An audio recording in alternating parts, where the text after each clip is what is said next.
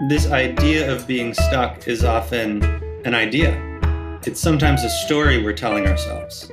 And sometimes we're not recognizing what's going on our end of the stick. Buddhism really puts the ball in your court. It says that the liberation from your own suffering is your own work to do. Thanks for checking out Guys Talking Yoga. So this podcast is focused on getting more men into yoga by raising awareness of its many benefits through conversations with other guys. I'm your host, Derek Vanderwalker, and today's guest is Neil Taylor. Neil is a lot of things. He's a musician, a body worker, a yoga instructor, and a meditation teacher.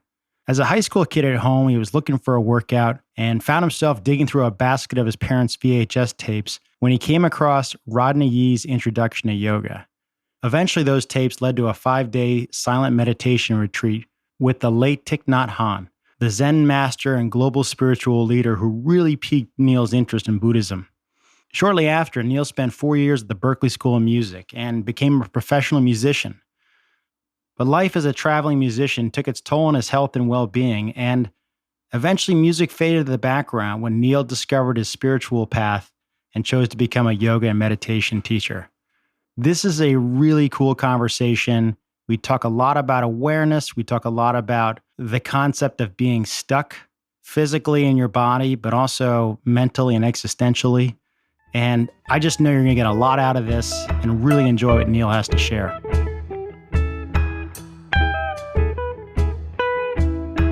So Neil Taylor, thanks for joining the podcast and welcome to the show. Derek, thanks for having me. Good to be here. Before we get into your work as a licensed massage therapist, body worker, and meditation teacher in the greater Boston area, tell us a little bit about who you were and where you were before you got into your yoga practice. Sure. So, short version of the story is that I was a musician. So, started playing when I was pretty young, like maybe 10 or 11 years old. And the older I got, the more obsessed I became with it. And I actually discovered yoga when I was around 18 years old, right after high school, and fell in love with it almost right away. But I was also about to go off to Berklee. So after having a pretty solid practice for about a year, yoga had to take a back seat because I was at school and it was pretty demanding. I had to practice my instrument like 4 to 6 hours a day. And like any collegiate situation, you're just kind of really busy. Right. And you played the bass? Yeah, I played the bass, electric bass. Mm-hmm. And you got into music very early and very young, and you got exposed to yoga. Tell us a little bit about when and where you were, and what kind of yoga did you get exposed to? Sure. So it's kind of funny. I just felt like doing some exercise. I just felt like working out. And at the time I was living with my parents, I was 18 years old. And they had this basket full of exercise VHS tapes, if anyone out there remembers those. You know, I'm sifting through them and it's like, Jane Fonda, I don't think that one's for me. And I came across a VHS tape that said, Upper Body Yoga for Beginners with Rodney Yee. I thought, well, that sounds cool. I'll give this a shot. And so it kicked my butt in ways I really didn't see coming. And in addition to that particular practice being a really challenging workout, I was noticing that my mind was simultaneously becoming calmer and clearer. And at the end of the practice, when I was lying down in Shavasana for the first time, just kind of this wave of relaxation and peace washed over me. And I'll never really forget that first experience of practicing yoga. So from there, I just kept putting that VHS tape in the VCR. And I practiced that really steadily for about a year. Went to some classes here and there as well, of course. And you were a high school senior at this time about? Yeah, high school senior. So I got exposed to yoga at that time. And also around that time, I got exposed to Buddhist meditation.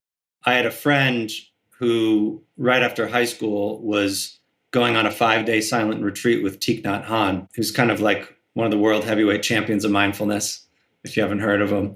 I was like, well, who's this guy? What are you doing? And he told me about it. And I said, I think I want to go too. And then, of course, another one of our buddies was like, well, what am I going to do this summer? So then 3 guys who didn't really know much about it all ended up on this silent meditation retreat. So I got exposed to both yoga and Buddhism at around the same time.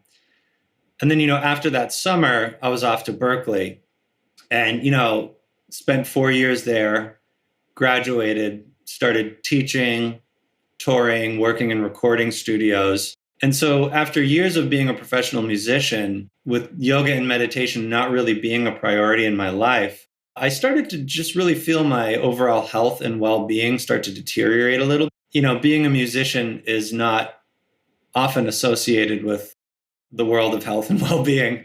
A lot of late nights, a lot of traveling, a lot of eating on the go. And it was just taking a toll. And, as we like to say, the mind perceives through contrast. So having the contrast of knowing what it was like to, be on meditation retreat and be practicing yoga every day, and then kind of feeling the opposite of that, of being tired and overworked and just not feeling well overall, I really knew that I needed to come back to the practice. And so that was in my late 20s. And, it was almost like the seed of yoga and the seed of Buddhism had been planted, and it was starting to sprout up and kind of call me back. And so that's when I started to get back into the practices, my late 20s.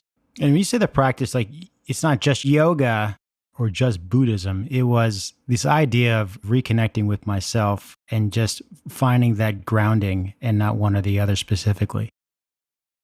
Yeah, I would say that. And I think there's a lot of similarities between the yogic path and the Buddhist path. And so as I kind of re-embarked on those things, over time, my interest in that world was continuing to grow. And my enthusiasm for the music worlds was beginning to wane until, after a few years, I just started to make the switch to teaching yoga, teaching meditation, and got to the point where there was just no more music in my life, frankly, at all, except for occasionally playing for fun. And that's where I'm at these days. Music is my hobby that I do for enjoyment. And my life is really centered around Buddhist practice, yoga practice, teaching those two disciplines. And also, as you mentioned, I do work as a body worker as well. So before we go to the integrative aspects of this conversation around body work and yoga and mindfulness and Buddhism, for those who are listening who aren't very familiar with Buddhism or yoga, how are those paths similar and what connects them, and where might they be actually different in the practice or how you teach those practices? Sure, that's a great question. Where they sort of overlap and where they're similar really comes down to the word awareness. Awareness is really at the heart of meditation practice. Awareness is really at the heart of yoga practice. I think where they differ is the approach and the traditions. What we've come to know as yoga in the West, in the modern world, is often very much centered around the physical practices. Unrolling your mat, getting on the mat, and actually moving and using your body and doing the breathing techniques.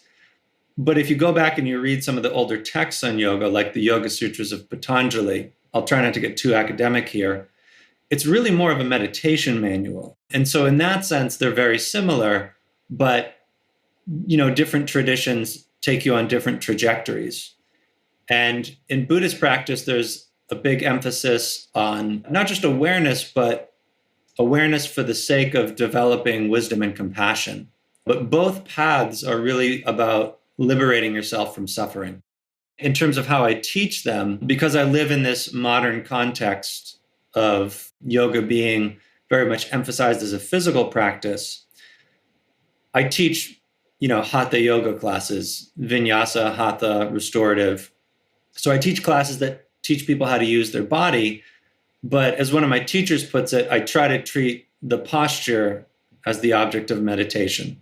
So bringing awareness into the body in order to develop a direct relationship with the body, in order to develop an understanding that is built on the foundation of awareness.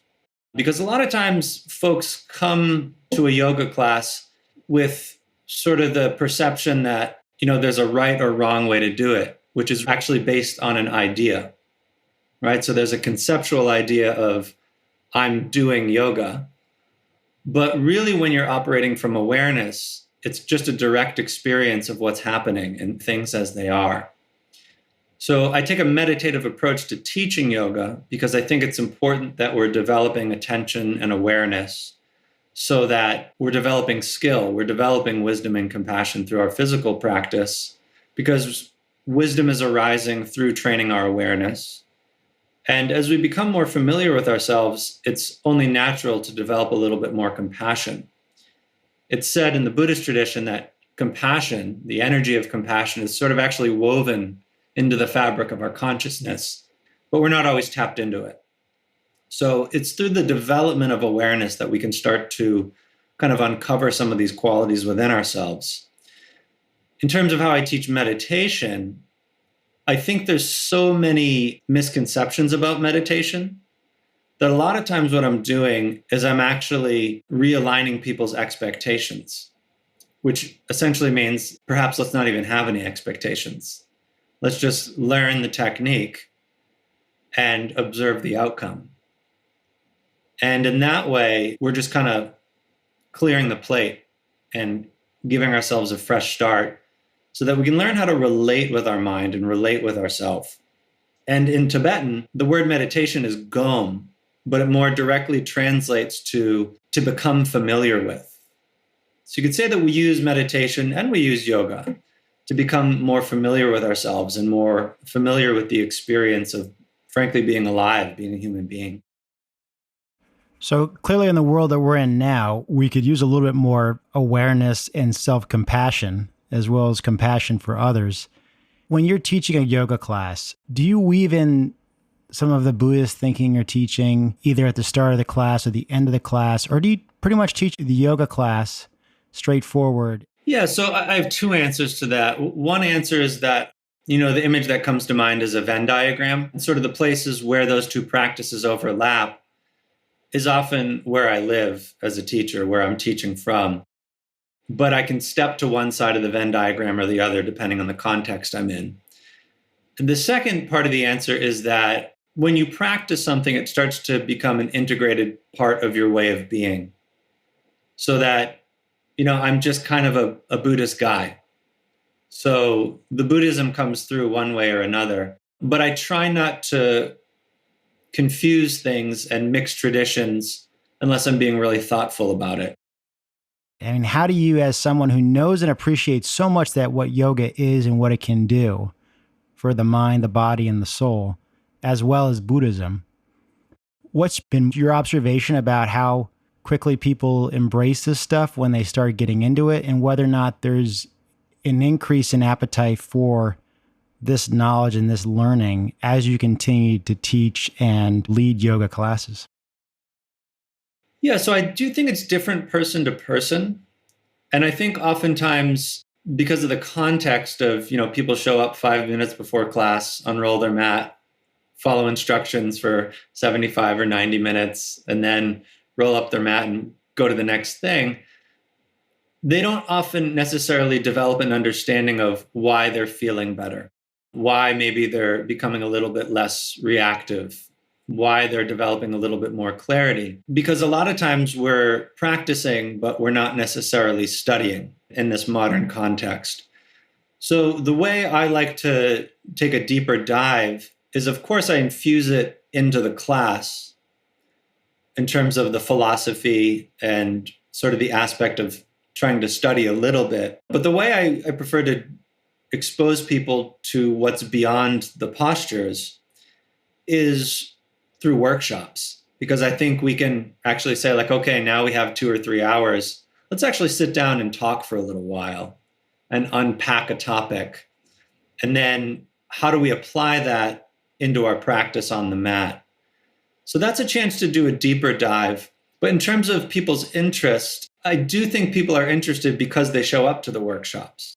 They sign up for teacher trainings even if they don't want to teach, because they have a sense that there's so much more to it.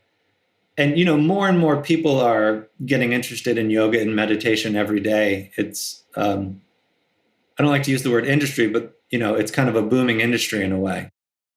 Your experiences as a yoga teacher and a Buddhist meditation teacher, those things are closely intertwined. I think people who are going through life, their stresses, their pains, their frustrations, clearly there's a mind-body connection.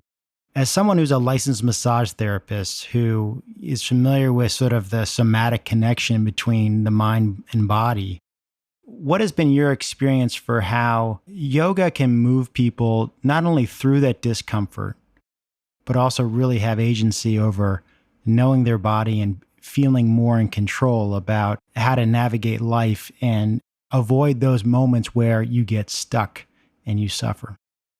Yeah, that's a great question. So, again, I have two answers. You're allowed two answers. It's a 2-for-1 deal. In terms of the mind-body connection, our fears and our worries can cause us to tense our body. If you think about when you're startled, you tend to go, you tend to like inhale, your shoulders might rise up, your abdomen might tense up. When you're worried about something, you might feel your hands start to grip or your jaw start to become tense. And so again, if you're training and developing your awareness of your body, then you start to notice this stuff before the untrained mind would. And as you start to notice tension coming up, you actually can recognize like, oh, I'm like tightening my grip in my hands right now. I noticed it maybe 5 minutes ago. It's like, oh, my hands are starting to tighten up. And so I just relaxed my hands. And then it's like you've sort of stopped it before it builds up too much. So there's just this ability to become more aware of what's actually happening in our body because we're paying attention to it. And as we start to notice that, oh, my mind is worrying about this and worrying about that, and my hands are tightening up or my jaw is tightening up, just simply intersecting that sort of habitual energy with our awareness gives us the choice to make another turn. I feel like habits are like a one-way street. We might have a habit of worrying and tensing up our body. And when we intersect that with awareness, we can turn left or right. We can actually stop at the intersection and make a different choice. Because if you're aware, you have the option of, and you can discern between this or that. You can decide and have a choice on how you want to react to that feeling or that sensation. Exactly. And the second part of the answer is that tension just does accumulate over time. And you might meditate all the time and practice yoga all the time. But if you're living in the modern world and you have a 9-to-5 job and you have bills to pay and people who you love and other people who get on your nerves sometimes, tension is just going to build up. And so practicing yoga helps to release a lot of that tension. So you can kind of notice it when you're driving your car, when you're on your mat, when you're on a podcast, and you can just deliberately relax and let go. But also some of the tension that just builds up over time can kind of be released and addressed through the physical practice. One of the things that I appreciate about my path and my experience is working through, let's say, chronic injuries and those stuck parts of your body, right? There's certain muscles and tissue that just doesn't move like it used to. It almost has forgotten to move or move in a certain way. And, yoga doesn't correct that after the second class, but having that awareness in those parts of your body, and this is my read on how this works, is that if you're able to connect the brain with that part of your body, there's going to be, those signals are going to facilitate blood flow, heat, energy. And by having that connection and using that muscle, making it long, making it short, it moves the stuck matter along, and it moves it along through your lymphatic system. And ultimately, if you drink water like you're supposed to, it flushes out. It moves out of your body. That waste moves out of your body, literally and figuratively. And there's a suppleness that is there. There's a heat that stays behind over time. And pretty soon, that part of your body is way more connected into not just, your sense of what it is and where it is, but it's also wildly connected through the rest of the body. So that stuck place that feels chronically stuck can be unstuck. And even if you've had an injury years ago, you can bring that back in. And it may not solve structural problems like a torn labrum or a fractured spine, but you can bring the muscle back. And if you get the muscle back and that awareness, you can do a lot and go a long way with that body. Yeah, really well said. And I think that's so important and empowering for people, because I think there's a lot of people out there who just think they are permanently stuck. And people are always surprised when they stick with a yoga practice of how much things can change, not just in their mind, but in their body. I was speaking to a woman a few months ago when things started to open back up again after the pandemic. I guess we're still in it in a way. But, she said she was riddled with back pain and her whole body had aches. And she started doing yoga every single day during the pandemic because she was just stuck at home. And she said her body is completely pain-free now. And that's really powerful. Another story, I was teaching at a yoga center, and this guy walked in, and he was like a former bodybuilder. He was this really stocky Russian dude. He was like a walking cinder block, really stiff. And, he just said he had all kinds of pain, and someone told him to try yoga. And so he just kept showing up. He was there 3 to 5 days a week. And then one day I noticed that he came in and he was kind of out of breath. I just didn't say anything.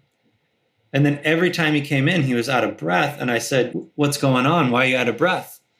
And he said, "Oh, I've been running here every day. I live a couple miles away and I run to yoga now. If you told me that I would be running 6 months ago, I wouldn't have believed you." And so the way you really clearly outlined circulation, lymphatic system, the removal of waste, the release of tension in the body, it's real. It really is beneficial. And I think it's so important for people out there who are thinking about starting a yoga practice to recognize that you're not necessarily as stuck as you think you are. And yoga is profoundly helpful, and there's a lot of different approaches to it. So even if you've tried a class and it wasn't your cup of tea, there's a lot of different types of tea out there. And it's worth getting back on the mat and trying a different approach. Right. And you don't need the most caffeinated tea in your yoga class either. You can have a very restorative decaf green tea yoga class and actually probably at a deeper level start to work in things that you would have never gotten out of the hot power flow class that is 60 minutes with the volume on 11. Yeah, exactly. And that might be a great practice for someone. But saying the word yoga is like saying the word food. It's like, is yoga good for you? It's like, well, is food good for you? It depends. Are you eating Taco Bell? Are you having organic produce? To your point about the more decaffeinated, slower practice, there's something that happens when you calm your body down and release some of the held tension that comes from the mind-body connection. And it's that you've already kind of gotten halfway there by just learning how to relax a little bit. And then that allows you to sort of hone in on the parts of the body that need a little bit more attention, that are sort of not just the muscles that you tense up when you're nervous or frustrated, but maybe something that's stuck a certain way because you sit in the same posture all the time, or you're in the car a lot, or you have a certain repetitive motion that you do all the time. So kind of combining the movement, the circulation, the stretching, the release of tension with the ability to actually calm the body down and work with the nervous system is really powerful. You're basically just working with the body's natural kind of design, and the body has a bias to heal itself. And so you're just aligning with that bias. It's something that was not aware to me a while back, and something that more recently came to mind was, if you look at the cell, the living cell, so to speak, if cells have too much stress, they will die. They will die faster. Too much stress is not good for the body. But if the cell doesn't have enough stress, it's also not good for the cell. And for me, I feel like it's a metaphor for what yoga can do. If you haven't been moving around much, you can use yoga to put a little stress in your day. And on the flip side, if you're wildly exhausted, or you're recovering from a big workout, or you're fighting a cold bug and you just can't unwind, there is something in restorative yoga or even a yin yoga or any kind of just soft, easy yoga where there's no goals, there's no expectations. You're giving your body a chance to let go. And I feel like those classes tend to be the classes that are the least populated, but can be the most valuable, or certainly equally as valuable, into really knowing yourself and your body and your mind and what you need, because we don't always need to crank it up when we feel like we're getting tired. Maybe we do, but sometimes you don't always have to do that. And so I feel like yoga is such a great tool for being able to know and give the proper amount of stress or de-stress or release your body needs. Yeah, I couldn't agree more. And knowing what you need and getting a sense of yourself moment to moment, day to day, is where the awareness comes in. And the way you kind of laid that out, like the right amount of stress, makes me think of a phrase we use in the Buddhist world a lot, which is not too tight, not too loose. The sort of historical analogy is that, and I'm a musician, so I'll use a musical analogy. The historical Buddha was asked by a musician, how should I place my mind for meditation? And the Buddha said, well, how do you tune the string on your instrument? And he said, well, if I make it too loose, it won't make a sound. But if I make it too tight, it'll snap. And so the Buddha said, well, just in that same way, not too tight, not too loose. You set your mind with the right amount of attention and alertness, but also there's a sense of being calm and at ease at the same time. And that's a metaphor we can apply to the body. And over time, we just start to see that the body and the mind, maybe don't need the word and between them. There's just body, mind. They're really not as separate as we tend to make them. I do find that in my own practice, I am making a better connection between the mind and the body. And I also know that there's far more practice ahead of me in finding that connection and closing the gap between the two. And that is a big part of the reason why yoga has helped me feel less stuck physically and mentally in the moments of life when I felt truly stuck. And so I know we've talked quite a bit about the physical aspects of yoga. We've talked a little bit about, stress and how stress and just, tension in the body. Before we wrap here, one thing I want to ask you is more from the other circle in the Venn diagram on the Buddha side.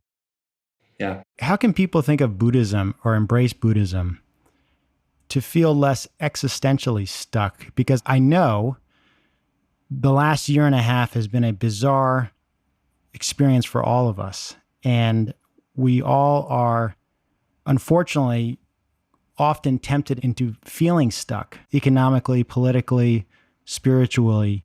And Buddhism, I feel, is something, as you've noted earlier, is increasing awareness and understanding and appreciation for it. But Buddhism is something that can really help you feel less stuck, existentially stuck. How does Buddhism help get someone to that place of feeling less stuck and more joyful in life? Yeah. Well, I think this idea of being stuck is often an idea. It's sometimes a story we're telling ourselves. And sometimes we're not recognizing what's going on our end of the stick. Buddhism really puts the ball in your court. It says that the liberation from your own suffering is your own work to do. Here's some techniques, examine them, examine the teachings. And if they don't make sense to you and they don't align with your own natural wisdom and intelligence, then that's fine. And so to me, there's a tremendous amount of confidence in that and a tremendous amount of non-attachment in that. It's not trying to force anyone to get on board with anything. So I think that's a very welcoming place to begin. So if there's people who are interested in Buddhism, but maybe understandably skeptical about something that feels religious, I would just say that that's the ground floor of it, is that It's really based on your own intelligence. And that's where we begin. Now, in terms of being stuck, what happens when we practice Buddhism on the cushion, the practice of meditation, is that we start to become more familiar with our mind. And when we do that, we start to notice that, oh my goodness, my mind is just constantly thinking. It's like a waterfall or an avalanche of thoughts. And a lot of times there's this misperception that I have to somehow stop the water from falling or stop the snow from sliding down the mountain. But stopping the mind from thinking is a little bit like wanting to stop your heart from beating. That's not really the way to go. And what ends up happening instead is that we learn to just see the activity of the mind. And as we see the activity of the mind, we might start to notice that there's a story we're telling ourselves. Many stories we're telling ourselves. Human beings, as one of my teachers put it, are the great storytelling animals. And oftentimes we've bought into the narrative. We're all in. We slid all our chips onto the table, but we didn't even notice. As Krishna Das, the kirtan singer, once said, we wake up every day and believe everything that we think. And so sometimes being stuck is a matter of just recognizing that we're telling ourselves a story about how things are. And it can start to become almost narrow and claustrophobic. And when we feel stuck and there's that feeling of claustrophobia and narrowness, that usually means that we're only seeing one possibility or no possibilities. But from the Buddhist point of view, the ground of reality is that things are fundamentally open and full of possibility, which is one way of describing the word emptiness, which I won't get into because that might take an entire separate podcast. So as one develops in meditation practice and they start to just notice some of the stories they're telling themselves, just like they can notice that they're tensing the muscles in their jaw or their hand or their abdomen or their shoulders, and they can say, oh, I'm going to actually relax and release that tension. We can actually also just let go of the story we're telling ourselves. And in doing so, we can open up to a lot more possibilities. And when we open to all the possibilities that there actually are in life, we're suffering less right away. And in that way, sometimes we see that the reason we were stuck is that we were holding on so tightly to a fixed point of view. Yeah, I love that because it empowers everyone to change their reality and change their situation. And changing their situation may mean different things to different people. And some people might find that their challenging situation is an absolute dream for somebody else who's dealing with something that's far more, existentially challenging and threatening. But either way, regardless, we're all quite similar in the way we view things or think about things or think about ourselves. And if you can just open the door to the possibility that all you think is not true and not right or not actual, then anything's possible. Very well said. Well, Neil, I got to tell you, this has been an awesome conversation, and I'm grateful that we've connected. And I really appreciate you sharing just a tiny drop of the knowledge and wisdom you've picked up along the way. Clearly, a seed was planted a long time ago. And I just want to thank you for sharing all that, sharing your story, and making some time and being on this podcast. Well, Derek, it's really been a pleasure, and I appreciate you bringing me on, and I had a great time chatting with you today, so thanks for having me. You bet. Thanks, Neil. So that was a pretty wild conversation with Neil, and I really love the Buddhist element that he brings to this conversation and brings to the podcast. So as you continue to explore your yoga practice, really try to zero in on your awareness. What are you thinking? What are you feeling?